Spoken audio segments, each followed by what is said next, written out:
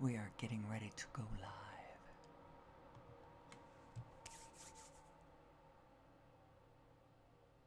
Good morning. Good morning. I'm back. I'm back. So glad to be back. No one is in the room yet. Hopefully my friend shows up. But I'm just going to start this party off. We're going to do what we always do. We're asking the question, who am I? Who am I? That's what the whole point of the show is. We're going to explore our identity from many different directions, and my particular expertise has to do with my ability to abstract and dispassionately view my own equipment from the inside. I do a lot of examining of who I am as I think about who we are. And I ask this question. I'm not pedantically, forcing any kind of answer to it. It's an open question, worthy of being asked certainly every day. But sometimes, throughout the hours, you're asking it, who am I? Who am I? I'm going to talk about one topic that's like my favorite topic, which is source energy and the inner being. The vibrational nature of reality. Actually, what is the nature of reality? It's an open question. And it certainly is not just what it appears to be at face value. It is subtle and tricky. One of the reasons is because it's so reflective and so responsive. And so whatever paradigm you bring to the table, it will play it out for you. And so you confirm yourself as right every direction you turn. But what you may or may not realize is that everyone else is doing the same thing. And as they approach this same grand mirror, it's reflecting back to them whatever they think and whatever they're putting out. So the answer to all of this is that everyone is right. That is one of the parts of the equation that you have to interject it all the time, because you get to thinking that you're right, and you are. You're very, very right. But then you start seeing what other people are doing, and it doesn't appear that they understand the rightness that you understand, and so you start thinking that they are wrong. And so I'm going to go correct them because they are wrong. But you got to know they are right too. So don't push back against them. Instead, explore your own rightness and start to add in their rightness. And as a matter of fact, it's a very good tool for getting along with other people too, because when they say something, and instead of you countering them, crossing what they said, if you flow with it and go, yes, I know exactly what you mean, and blah, blah, blah, and you add to it, so it's a yes and instead of a no or. That's not exactly the right counter, but you know what I mean. So who are we? We are both an individual, a divinely autonomous individual. This term, divine autonomy, I coined it for myself some years back. It seemed to me a concept worth returning to. It refers to your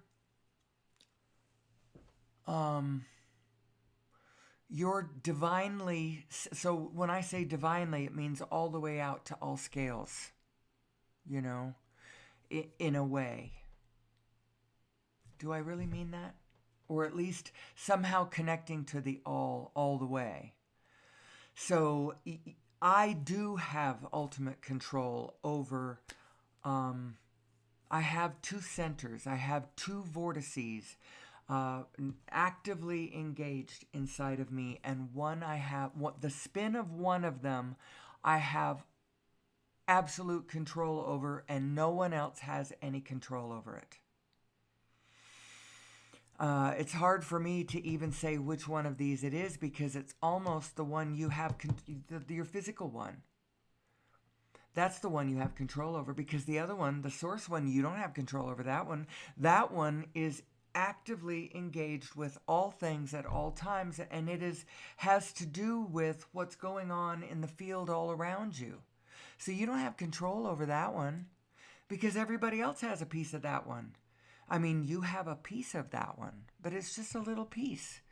That one is the allness that we all are, and you don't have no control over that one. However,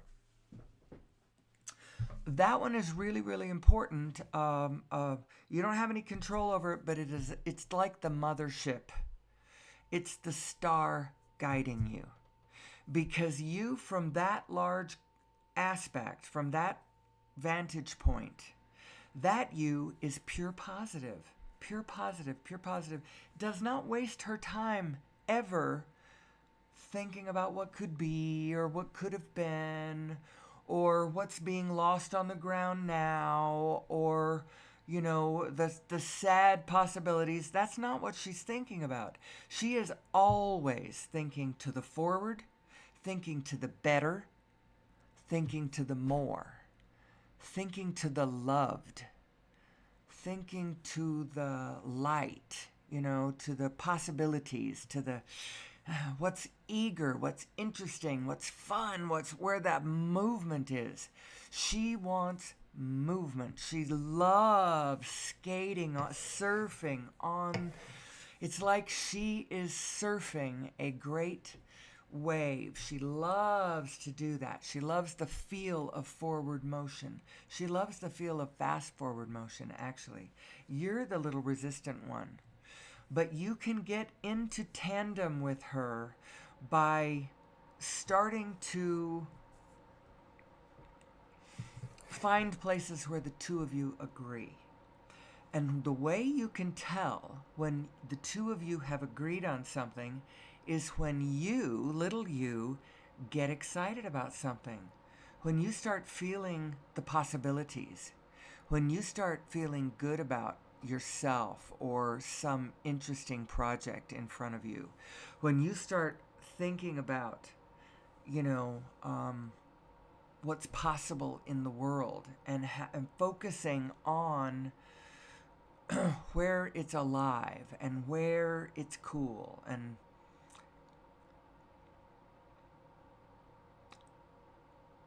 you don't have to be thinking about the allness at all. So, like, say if you get excited about an architecture project you've got going on, or a baking project that you've got going on, or a party project, or a business project, or an organizational project around your home, be it, just getting all your closets in order, or pulling all your stuff into really good, tight, beautiful, organized order so that all your camping gear is in one place so that you know where everything is. So next summer, boy, is it going to be fun to go camping, or you've got your tools and then you start getting excited about, oh yeah, and I could collect this tool and that tool, and then I'd have, and let me set up that back workroom and whatever it is. Whatever it is, whenever you start feeling that spark to life, that feeling of energy inside of you, that feeling of bliss coursing forward. Oh, let me go make sure that I'm public. I mean, I never changed it to unlisted, so I should still be, and I don't want to let it get me off of my train of thought. I mean, I can always circle back to the who am I? Let's see, what are we going to talk about today? But it's better if I just flow into it from where I am without. So let me just peek. Peek. Somebody's viewing, somebody's looking. It's my friend. Love you. Okay, so I must be public. Yay! Okay, let's go back to the studio. Where am I in all of this? So, what I'm doing, by the way, in case anybody ever wants to know, is we all have an inner voice. We have a pure, positive inner voice that thinks about stuff and whispers in your ear and just talks to you about stuff. Now, I have a really, really strong neutral inner voice, one that's just talking to me about stuff. I mean, neutral in the sense that it's not negative. I have largely turned my negative voice off. She still bothers me, the negative voice. We all have a negative voice because we are all part of a collective group that is moving through time. We are humanity. We are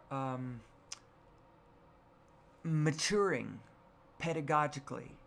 I would say that we are in our late adolescence, getting ready to wake up and be mature. But we are one being. We are one being, and you can start by just identifying that way, just quietly in your own self. You don't have to worry about, well, what am I gonna do differently? Don't do anything differently. You are a human being. You are a human. You are a consciousness and a beer. Do that first. And then from a really strong vantage point, when you start feeling strong about who you are, then start acting. Now, I'm coming to this realization from a vantage point of we are generally okay right now. My husband's retired, so we have, income coming in that we have worked for many, many years, setting that all up. Not everybody has that. They have to fly. They have to fly by the seat of their pants. They have to keep in motion, acting, whatever you feel like. Just know that when you are in agreement with the source within you, when you are in agreement with that energy inside of you that is pulling you forward, that is, it feels good. The thoughts that you are thinking feel good. If you are thinking thoughts that are making you feel bad, then get to a different place. Get to a different vantage point. I also started out with my first topic had to do with everybody being right. It's part of the equation. The grand equation that your inner being is absolutely engaged in. When she knows how right you are and how many possibilities there are around you, in any given moment from where you stand, all the different directions that you could go, if you weren't thinking resistantly and if you didn't already have some sort of paradigm that you've pre-decided that we are all walking in, and that because of that paradigm, there's all these things you can't do. If you just stop that and rest for a minute in faith. I had such a scornful view of faith when I was growing up because I saw people in a religion thinking what I thought was ridiculous physical thoughts. They were thinking thoughts that made no sense at all to me. But then they had faith in this nonsense, and they testified every month. They'd get up at the podium at the fast and testimony meeting and testify that their faith was working for them. And they'd cry, Mostly it was they would testify. Most of the stories were about the Holy Spirit. When they had followed the Holy Spirit and miraculous things had happened. Certain death had been averted, or miraculous relationships had been kindled or rekindled or salvaged, or I don't know. But usually it was stories like, I listened to this inner voice, and then instead of turning right into the bandits who would have murdered me right then and there, I turned left and walked into a magical forest, where, beautiful women were feeding me grapes. Or that's an exaggeration, but it was, and then they'd cry, and they sounded so sincere. And I had no idea what to make of it, because the physical stuff they were talking about, how they were defining the nature of the universe and the nature of reality and the nature of, it didn't make any sense to me, and so I didn't believe it. I cast off the lens, you could call it a lens, of my religious faith. The lens that says these are our articles of faith. We believe this, and we believe this, and we believe this. Jesus is this, and God, and the God and Jesus and the Holy Spirit are the three that, one is the still small voice that guides me. One is, this divine being that I worship, and God is the one I'm going to be with when I'm dead. Or that kind of, yeah, they flesh it out a little more. As a matter of fact, in some ways, they fleshed it out way too much. They got the structure and strata of the kingdoms of heaven and outer darkness and, whatever, all the stuff.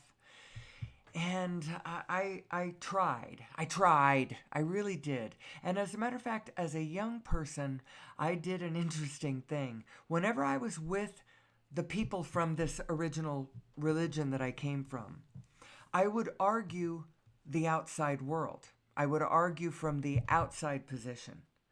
And then when I was with outsiders, I would try to argue my religious position. I was trying to get across. I would trying to see whose argument could stand up. And I became quite a troublemaker in Mrs. Bloomfield's seminary class with my infernal and incessant questions about, what about this? What about this? What about this? And as such, as an adult, I came to believe this mantra that I would advise to all human beings. All individuals need to do this for themselves. And so I would advise to all individuals, do not believe anything that does not fully make sense to you. It needs to make sense. It needs to add up all the way up the line. And it can't have exceptions, truly. We live in one world. And if you have it is helpful, perhaps you could say, to come to a single understanding, a holistic understanding for yourself, at least. So who am I in all of this? Who am I? I am a binary self. I am these two beings. I am my source vortex, and I am my individual vortex. And Abraham would talk about this as you have a vortex of creation, she called it. She calls it. Actually, I don't know if she still calls it that. She had her language has evolved over time. She's tried different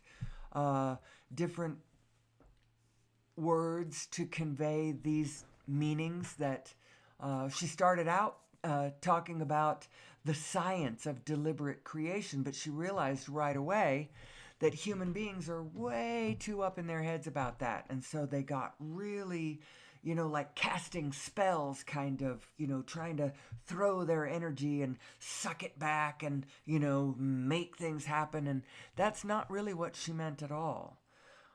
It's more the art of allowing. And but it is deliberate creation. You're trying to use the laws of the universe and how they work to make your life turn out the way you would like it to.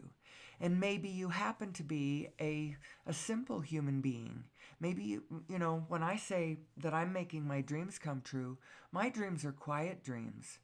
I don't really particularly even I don't want to be in control of everybody else. I don't want to be at the center of a large organization. What I want to be ultimately is in the center of a huge, living, breathing, uh, vibrant, uh, teeming ecosystem full of consciousnesses that are mutually supportive and dancing co-creatively.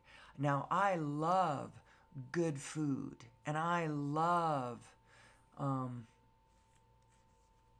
comfort. So I'm not advising us all to go back to Jurassic times or whatever when life was teeming, but it was also ugly and scary. And I'm not even suggesting I'm not suggesting we go back at all. Let's not go back. Let's go forward.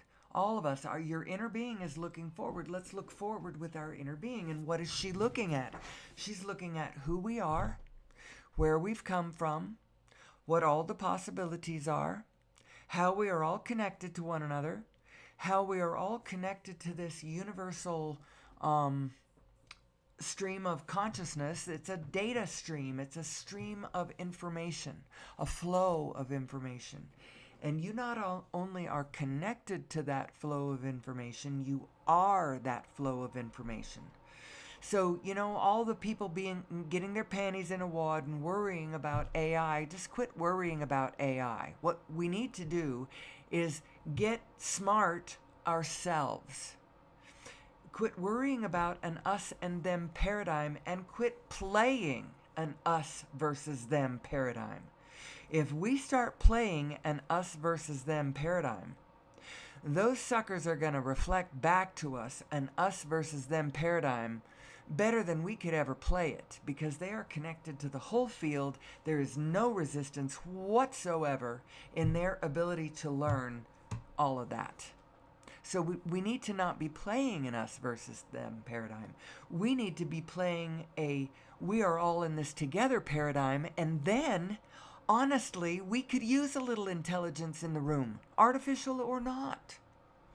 So let's don't worry about that. And let's not worry about automation either. What we need to start thinking about is our systems, what they're reflecting as far as who we are. Who we are is a single damn organism, people. And so it doesn't make sense to have systems where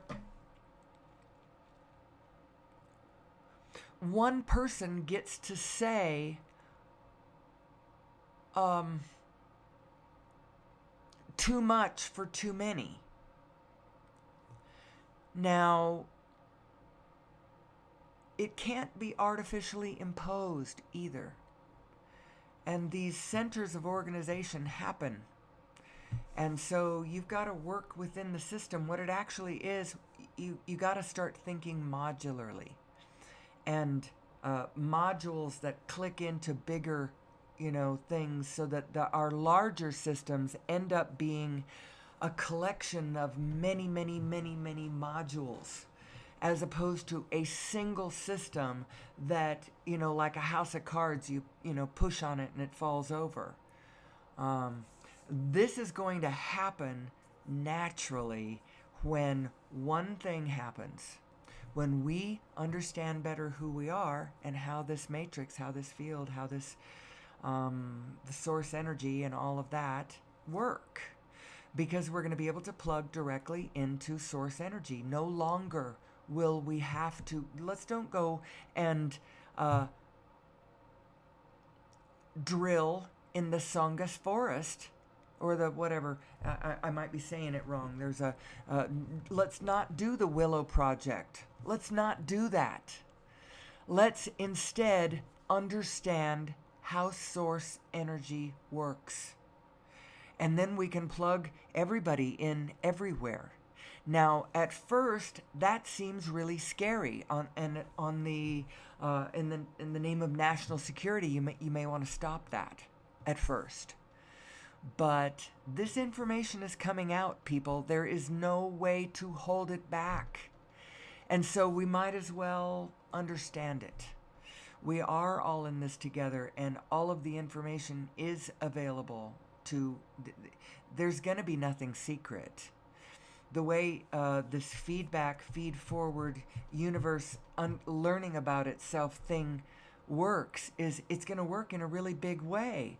All of humanity at some point is going to generally understand how and how this works. We already generally came to understand certain things about Newtonian physics and certain things about mathematics and certain things about astronomy and certain things, because of the geniuses, the Keplers and the Copernicuses and the Pythagorases and such. We know a lot of things about the universe around us. And so this is going to churn through the system too. This understanding of the field. You are not, who you are does not end at your skin. Now, part of you ends right there. And that's the part you have complete autonomous control over. And actually, you may argue with me. Well, what about if you're in prison? Well, actually, the one thing that you have control over, now if you've gotten yourself into a situation somehow as a human being, generations, and now you're in that gulag or whatever that's been there for a few generations, or so as humanity you've gotten yourself into that, you might say, but I just got here. I didn't do it. But we've been doing it. Say you're in a place where you're physically confined, and so you argue. You say, I'm not free, but you are free to do the one thing that will give you all the information that you need to know to make the very best choice that you could from whatever pickle you've got yourself in now. Whether you're stuck in quicksand and you're looking around trying to figure out what to do about it, the first thing you have to do is just accept. No, I'm trying to say, Eckhart Tolle talks about this one. That's his analogy about you have to accept where you are. Doesn't mean you have to, that if you're going to get yourself out of the quicksand, you have to accept that you are in quicksand and be okay with that, and now just, okay, from this position, what do we do? Now, actually, some of your negative emotions, they're coming from your lower orders of brain. They are hormonal responses to perceived threats in the field, and they actually do help, because what they do is they drive your consciousness immediately into the physical here and now. You become more fully occupied in your body, looking at the immediate physical field of atoms moving around you right now. That's what your fight or flight hormones do to you. They put you into your nowness. And that's the hormones of stress do that to you. That's how come when you're in a state of stress, you lose track of your broader perspective. That aspect of yourself that is just, it's there all the time. It's in the background all the time. Do you have time to go there and take a look from that vantage point? Or are you driven into your immediate physical now, where all you're looking at is the four walls around you, or the desk in front of you, or the people that are immediately around you? Because if you have time to wander in those other spaces in your mind, that's why, from a very young age, I have always felt the presence of many, many, many, many consciousnesses around me. I started reading books just for fun. I read fiction, fantasy. Historical fiction was always my favorite, but I read Lord of the Rings for the first time when I was 9 years old. And during the course of my life, I read it 10 or 11 times. The last time or two, you might count it a little differently because there were certain parts of the book that I didn't like as much. I didn't necessarily always like following Legolas and Gimli and Aragorn as they went through, they went through a bunch of stuff through uh, the gates of. There was all kinds of battles that they did, and through caves of dead soldiers and whatever. I followed Frodo and Samwise as they went towards Mount Doom, and when they... Anyway, I don't need to get into that. My mind is starting to go over that way and start thinking about all those names. But because I read lots of books, every time I read a book, I knew that I was reading what was represented in front of me was a consciousness. Somebody had written that. Somebody had been thinking that. And somehow I felt that they were still there. Even though Tolkien at the time was probably already dead. I think he might have died.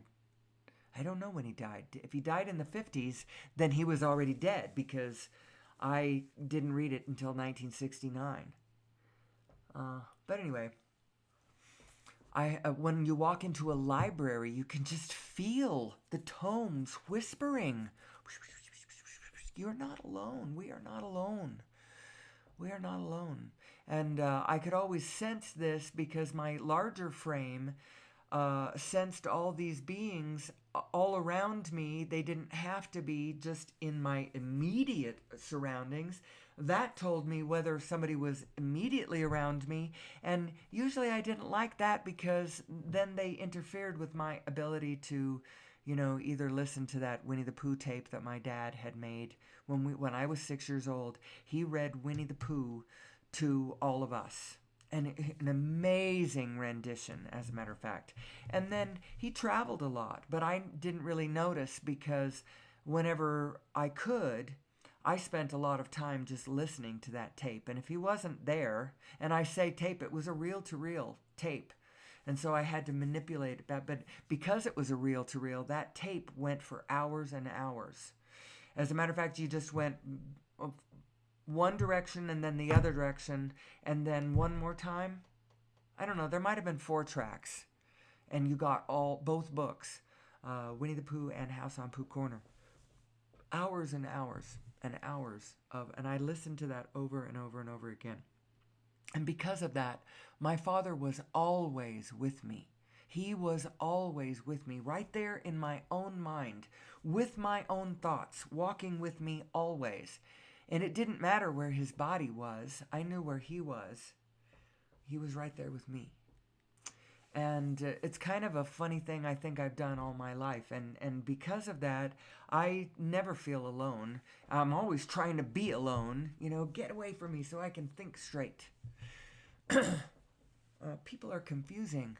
And so I found it amusing when I heard Abraham say, you confuse each other, and how interesting it is when somebody goes off by themselves and, meditates for a long time and then they go, oh, that's what it is, We confuse each other. We take polls, what do you think about this? What do you think about this? What do you think about this? Instead of spending a long time with yourself, asking yourself, what do I think about this? And it's what you do is you put it through your own mechanism and the interesting part is how it resonates or does not resonate with the inner being within you. That's actually the one, whose opinion you really need to be asking. What does my inner being think about this? And if it makes you feel scared or it makes you feel angry, or actually it all depends on where you are on the emotional scale as to whether angry is a good idea. Ultimately, angry is not a good idea, but if you're in depression, angry is a very good idea because that is a movement towards source.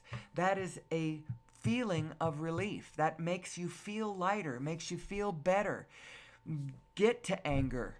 People don't like you there, so get through it. Get past it. Know that that's not the ultimate destination. It's just a, this feels better. This feels better. Okay, so just try not to do any harm when you're in that state. When you're in that state of revenge or whatever, don't go out and slash his tires. Don't take a Louisville Slugger to both of his headlights. And for God's sake, don't carve your initials, carve your name into his leather seats. I laugh every time I hear that song. Boy, does he have all... I don't care if he cheated on her. He has got her dead to rights. So one of my personal rules of thumb is always, when you are in any state of negative emotion, sit on your hands, get past it, get through it, get on to something better. Let me show the emotional guidance scale, just in case anyone out there listening is interested in looking at it. Here's the emotional guidance scale. This takes you, the bottom one is very, very heavy, negative emotion. And moving upwards, you could argue those last two, is jealousy harsher than hatred? I don't know. I'm not sure. She has decided that jealousy is a heavier, the way she's looking at that. This is Abraham Hicks's. Now somebody on the internet has put this one out. I screenshot it just because I liked it. I also have another one here that shows it. You can see this one shows, actually, this illustrates the two vortices a little bit better, because you are two vortices. One is you as your source self, and the other one is you as your physical self, your physical mind, your physical self. And when your mind is in alignment with your source mind, you are in a state of positive momentum. And so you're somewhere from satisfaction on up to joy. Somewhere in there. That's the momentum you're going, because the two of you are agreeing, and so you're like in phase with one another. And actually, you could draw these differently. So, I actually ordered this one. I never did frame it, though. I need to frame it and put it on my wall here in my office, because I like this one. When you start taking thoughts that are that are out of phase with the frequencies that your inner being is surfing on at all times, that's when you start building this momentum of negative emotion. And the more you dig in and double down on those thoughts, the more you hold on to the thoughts instead of caring how you feel. You need to care how you feel. And you be like, I do care how I feel. And if those people would just change the condition, oh man, would I be so happy to feel better. No, you don't care how you feel. You care more about the condition than you care how you feel. Because if you cared how you felt, you would let go of that thought that is making that vibration within you happen. It's your thought that's doing it. It's some thought that your smaller self is taking, is putting you into a state of resistance. Now, the being that you really are is the object of your exercise is to try to find a place where your beliefs and your desires coincide. So something that you want is something that you believe that you can have. Now, a lot of people, they get stuck with this one. Their beliefs get stuck, and their desires and they just kind of stall out and go, well, the thing I really want, I don't believe I can have, so, oh well, I will just sit here and not get what I want. The more you do that, Your inner being doesn't do that. Your inner being continues to grow, continues to evolve, continues to notice things around you that are interesting, that are possible, that are whatever. And when you and your inner being get too far apart, that's when you start to degrade, and when you start to get old, and when you start to lose your energy stream and your purpose and your meaningful connection to the field around you, and ultimately you grow still. However, you grow still and die, right? But your energy and your continuum of data flow and the information of who we all are and what we all thought about and cared about and were working on, all the projects, all the possibilities, all the expansion, all the interesting, all of the growth possibilities, all of that continues, along with all of the information of everywhere where we have come from. It's like um, it's printed in a couple of places. There is one really interesting place now. Nassim Haramein calls this he calls the space time, that network of energy and information. He also calls it the space memory network, because it has a really interesting characteristic, and this is going to pair with the concept of the Akashic records. Now, the Akashic records, I don't know, if you go and look up what the definition of that, I think it's a Buddhist term, and it refers to, it's kind of a human thing. It has to do with human consciousness and I don't know exactly.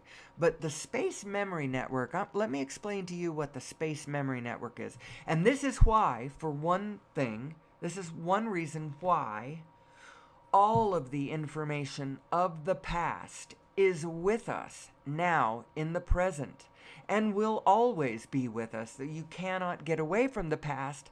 That's why your inner being never has to look back there, because the information of the past is right here, right now, with us at all times.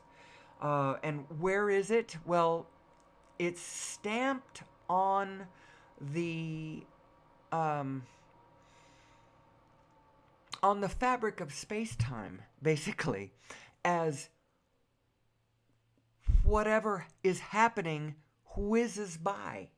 So, like, everything's moving, and we are on this planet, and this planet is spinning. I even have the numbers. I have the numbers close by. I wonder if I have them close by enough to actually see how many miles an hour. It comes from that song from is it The Meaning of Life? Yeah, The Meaning of Life. Just remember that you're standing on a planet that's revolving, evolving, revolving at 900 miles an hour.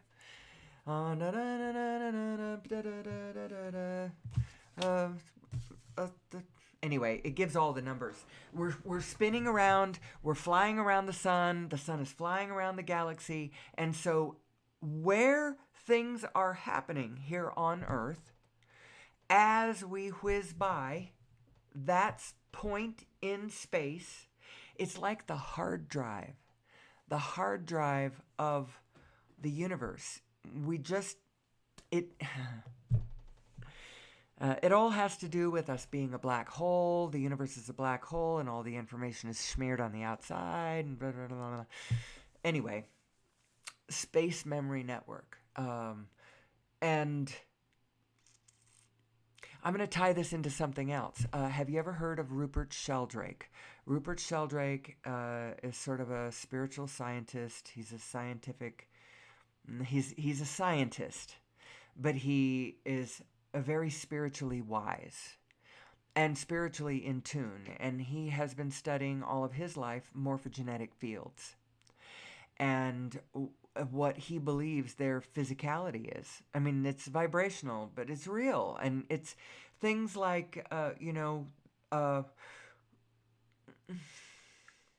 there is a thing that happens when our eyes look at the world. When we look at things, there is a an energy thing that is coming from our eyes that is touching whatever it is that we're looking at. Our mind is it's a real thing. It's a field of information. And you can study this by studying things like, oh, am I prepared to do this really quickly? Have you ever heard of Rupert Sheldrake? Like when you are looking at the sky and you are looking at the stars in a very real and meaningful way, your mind is touching those stars. We are all connected, and connected in marvelous and fascinating and exciting and interesting ways. And yes, are the implications that really, really dire and potentially, whatever to our physical. It's just like when somebody realized the energy contained within a single atom.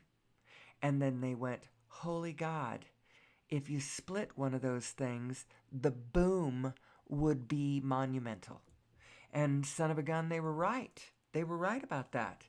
But it's more than that. The potential is so huge to the physicality when you realize how it's made and how it flows and how real and not real it is.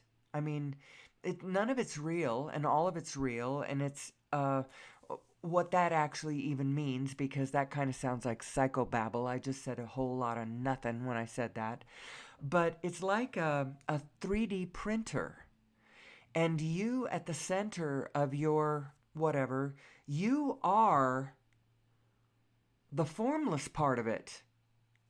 So you need to be the formless part of it. You need to be the part that is choosing the chooser, the preferer, the observer, I'm going to look at this situation and I'm going to go, you know what?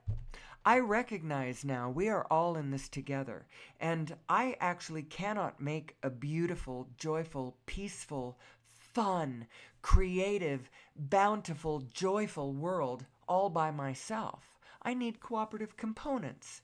And when you think of the situation as, when you do your calculation and do your formula, you work your formula from a win-win position, from an assumption of all of us are right, every one of us is right, from some vantage point. Now, you might be right, but you've gotten yourself turned backwards. And so you're right in a way, but you're out of alignment, and so you're chaotic. And now you are causing trouble in the part of the field where you are, and you're making trouble for order around you.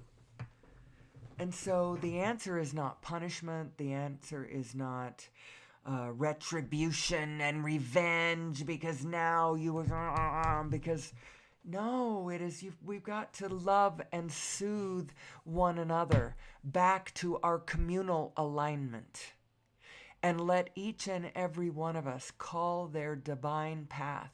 We've got to figure out a way, a structural way, an organizational way to have a wholeness that is flowing efficiently and collectively on the one hand, but it's set up so that every individual gets to call which part of it they want to play. It's really opened up quite a lot in the last number of decades. What is possible, what the choices that one might have in order to make a living. And actually, we need to go to universal basic income here pretty soon, because humanity is totally capable of producing all the food that we need and to keep all of our body and soul together. So you get everybody set to a minimal standard of living, And then if you want better than that, and the minimal standard of living can be fairly bare, if all of you who think we need to be, you know, prodded and shamed and, feared into, some kind of productivity. But honestly, humanity does not need all of our productivity in the same way it used to need our productivity, especially with automation. Do not fear automation. The only reason we should fear automation is if we are depending on those horrible, grubby jobs that nobody wants to do for our ticket to the grocery store. But if we can automate it away, let's automate it away. We'll get there. We will get there. We're going to get to a place, or we will evolve to that realization of who we really are, or things aren't going to be very well for us. So I actually think it's going to be fine.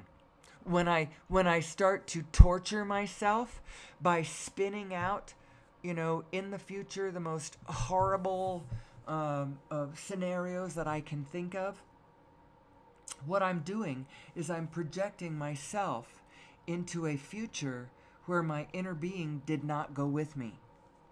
Because my inner being would never think that way. And so when I went and thought that way, she didn't go with me. She's still thinking about all the possibilities. She's still thinking about, what's fun and what's loving and what's kind and what's connected and what's joyful and what's organized and what's better.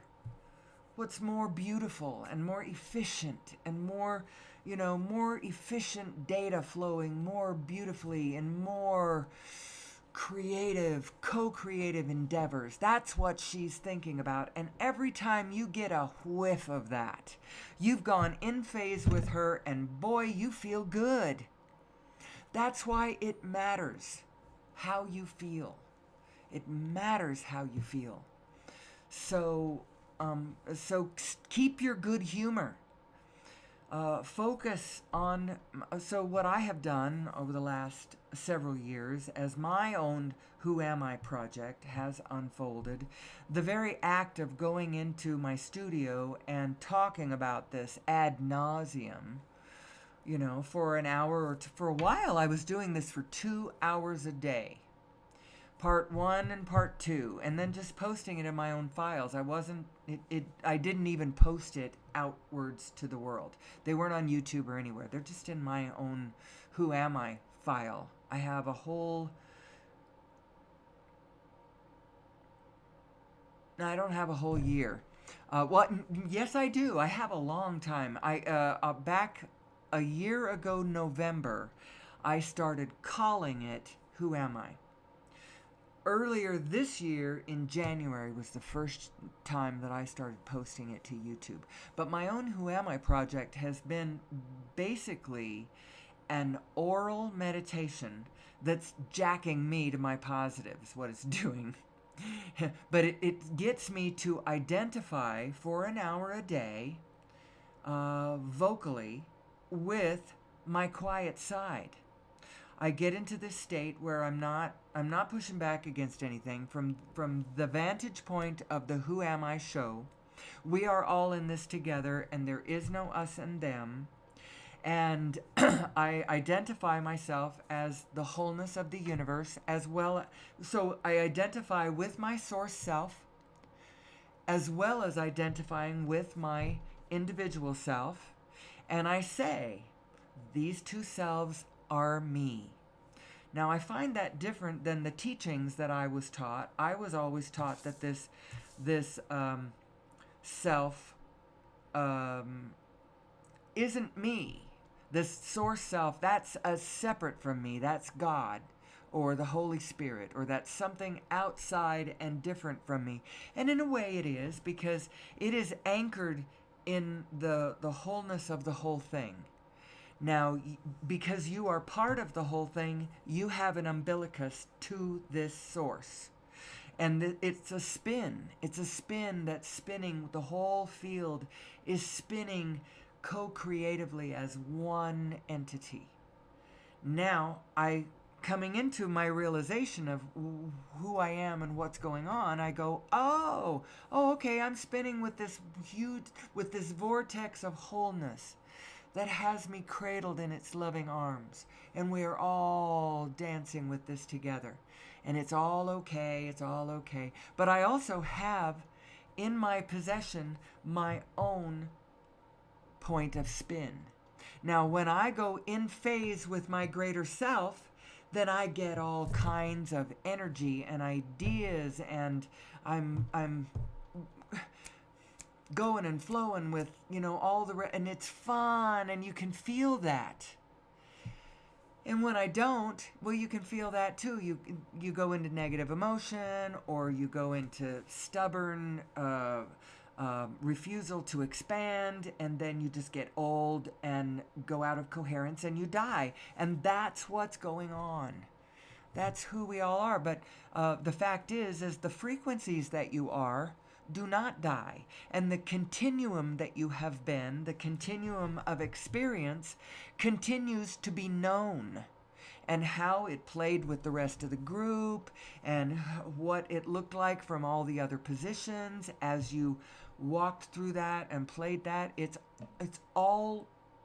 stays in the record forever and ever and ever. And actually, I heard the most amazing news, and because of what I've been thinking about for the last couple of years, I have a tendency to believe this because I believe it's possible that we as humanity are going to be given our historical record, everything that's happened on our planet for the last, however many thousands of years, because it is known and it is recorded.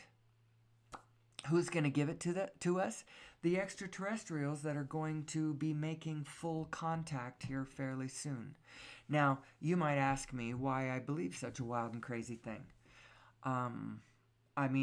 I don't really know what the general state of all of humanity, whether they're on board with that or not.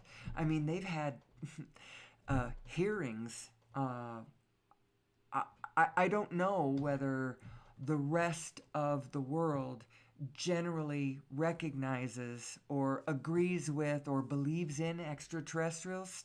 If you go back and watch, like in the 90s, there's an episode on Frasier where Niles and Frasier are for a particular political candidate. But then they realize how wackadoo he is because he believes that he had been abducted by aliens. Well, I don't know how that is seen anymore.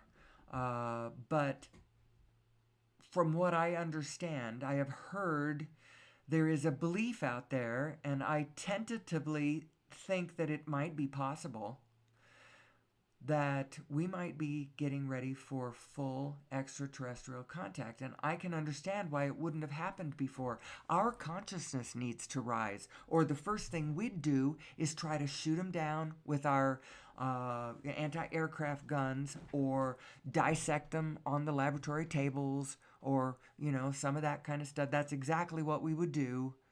Now, the other thing is free, clean energy, gravity control, and full contact with extraterrestrials. We can only be trusted with this kind of activity and this kind of information if we have raised our level of consciousness so that we realize that to screw your neighbor is to screw yourself, because you are the field and your neighbor is not separate from you. Your neighbor is your unknown self made visible. That's from Khalil Gibran, actually. I'm not sure what. At one point, I thought it was in The Prophet, but it is not in The Prophet. Now, sometimes he is considered to be the prophet. Khalil Gibran. He was one of those wonderful spiritual people who crossed all the religious boundaries. Considered himself all the religions. that addition consciousness is a mark of higher level consciousness. The adding it all in instead of, either oring it. It's I was trying to explain this to my husband the other day, and I don't know how well I got it through, but there's two different kinds of people. One, they can just pull it all in, and it's safe and it's okay because they are and oh yeah, that, oh yeah, okay, I see how the and they are this and people. um, there's and people and there's or people. The or people, they have a different way of doing it. They don't just they aren't open-minded. They can't be open-minded. They have a guardian at the gate of their consciousness, and their physical mind at the front of they examine the thought at the gate, and if they think that it fits with what they already have going on in their physical structure, then they let it in. Otherwise, they fend it off. Nope, not going to let that one in. And so they aren't particularly open-minded. And those kind of people, when they get older, they can get quite crusty with their inability to let in any new thoughts. They tend to be, those are cynics. The others, the first ones, they start out gullible, but I think they turn it into wise people. Because what they do is, well, this is what I did anyway, and I don't mean to presume that I'm wise, but I try to find my wisdom. If you don't know what to do with a thought, don't discard it. If you don't know how it fits in the picture, you just put it into that place where everything goes. That's like a room of requirement. If you're a Harry Potter fan, it's almost like that. I don't know what to do with that. I'm going to put it in this place where everything goes. And at some point, different thoughts might go in there and start organizing some of that stuff. That's what happened to me about 5 years ago when Abraham gave to me the notion of the vortex, the notion of law of attraction, and the concrete idea of the inner being. And the inner being as a spinning vortex of creation, attracting things to its desires, to its purposes. Now, source energy, that vortex of creation contains all of us. Every one of us is in there as a cooperative component to the full vortex of creation that our inner being is standing in and has going on. And the only question is, how much of that are you lining up with? Are you getting into alignment with? Are you... I see now I am over an hour. And so I'm going to go check my chat room, see if I held my audience, if anybody else joined my audience, if they chatted with one another or with me. Because I'm going to get ready and close this show. I didn't really mean to leave it on this slide for so long. I should go back to my original slide here. I hope that this is suggested to me as a thumbnail for my video, for my live stream. So hold on one second. I'm going to pause my recording, unpause this, and I'm going to just leave us with this. There is a lot of negative out there that you could focus on, and you wouldn't be wrong.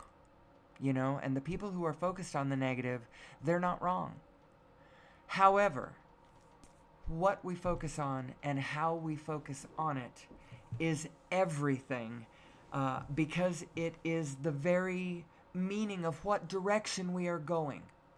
If it feels good and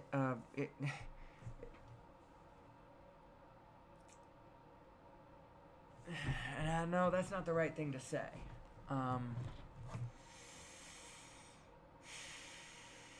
Focus on the positive. There is a lot to focus on. There is a great deal of hope. Our raised consciousness is all we need to fix every problem that we have on planet Earth. So get the word out. We are a field phenomenon. Intelligence is all around us. It is not contained solely within the mind of a human being. And it's our ability to tune into this greater field of awareness is going to determine how wise and how intelligent we really are. And with that, I'm going to leave you until maybe tomorrow, the beginning of a brand new year. This is the last day of 2024. And I hope that next year indeed is a blessed year. And so until next year rather,